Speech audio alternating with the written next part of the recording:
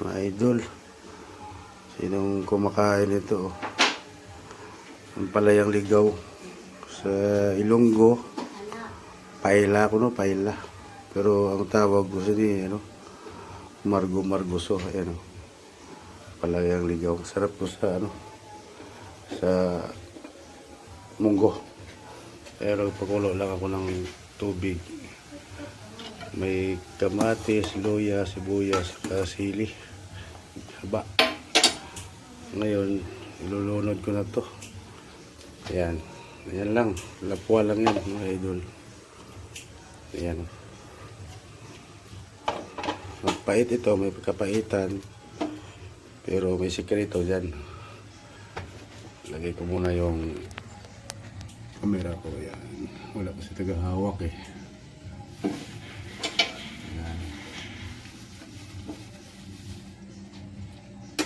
Sarap ito, masustansya. Ayan. Para natin saglit.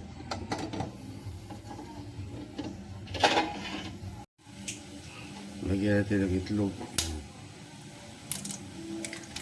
Ayan. Dalawang itlog lang. Ayan. Right. Sarap ito. Kaya natin ng konting asin.